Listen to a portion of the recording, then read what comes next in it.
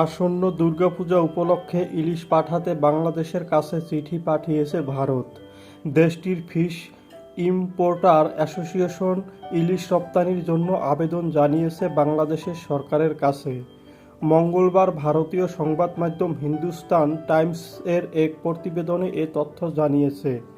ভারতীয় সংবাদ মাধ্যম বলেছে, প্রতি বছর সেপ্টেম্বরের প্রথম সপ্তাহ থেকেই বাংলাদেশ থেকে ইলিশ যায় ভারতে। তবে এবার ইলিশ যাবে কিনা তা নিয়ে প্রশ্ন উঠেছে, কারণ বাংলাদেশের রাজনৈতিক পরিস্থিতির পরিবর্তন ঘটেছে। প্রতিবার শেখ হাসিনা সরকার ভারতে ইলিশ পাঠানোর ব্যবস্থা করত। বাংলাদেশের সাবেক প্রধানমন্ত্রী শেখ হাসিনার পদত্যাগের পর ভারতে ইলিশ পাঠানোর বিষয়টি অনিশ্চিত হয়ে পড়েছে। ইতিমধ্যেই বাংলাদেশের পক্ষ থেকে এবার ইলিশ দেওয়া হবে না বলে ইঙ্গিতও দেওয়া হয়েছে।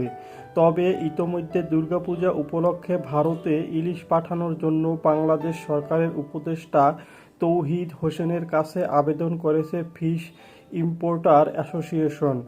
গত ৩ সেপ্টেম্বর মৎস্য ও প্রাণী সম্পদ মন্ত্রণালয়ের উপদেষ্টা ফরিদা আক্তার জানান, ভারতে কোনো ইলিশ যাবে না। তিনি বলেন, দেশের মানুষের চাহিদা মিটিয়ে তারপর ইলিশ মাছ বিদেশে রপ্তানি করা হবে। দেশের মানুষ ইলিশ পাবে না আর রপ্তানি হবে, সেটা হতে পারে না। ফলে এবার দুর্গাপূজায়ও ভারতে যাতে কোনো ইলিশ না যায় তার জন্য আমি বাণিজ্য মন্ত্রণালয়কে বলেছি।